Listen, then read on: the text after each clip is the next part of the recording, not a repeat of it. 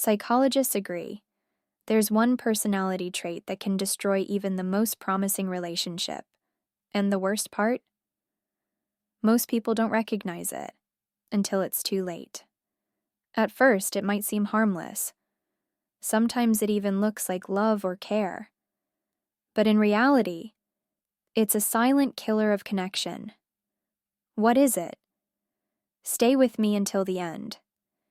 Because if you or your partner show signs of this, you need to know.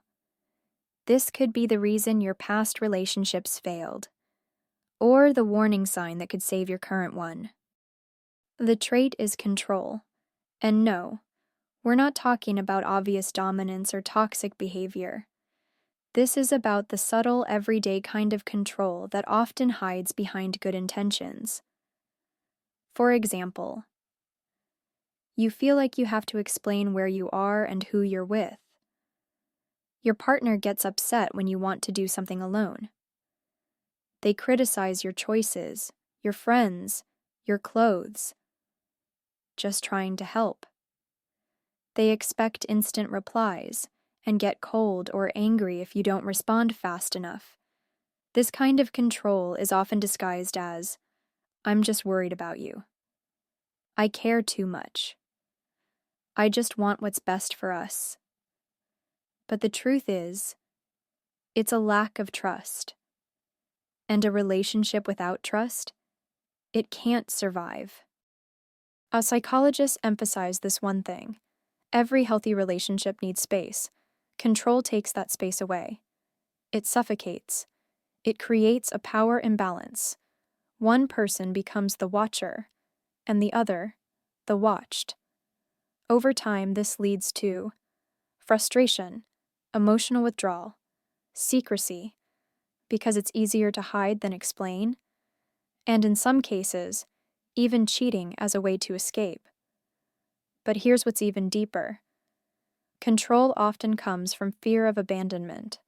The controlling partner is scared of losing you, so they try to keep you close, but ironically, the tighter they hold, the faster the relationship falls apart.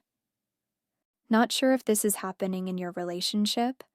Ask yourself, can I make decisions without feeling guilty or scared of my partner's reaction? Can I say no and still feel respected? Can I spend time with others freely? Do I feel like an equal, or like I'm constantly being managed? If most of your answers are no, that's a red flag. The sooner you notice, the sooner you can make a change. If you're the one showing controlling behavior, pause, ask yourself, why do I feel the need to control? Often it goes back to past trauma, fear of being left, or low self-esteem. Therapy, self-reflection, and emotional growth aren't just buzzwords.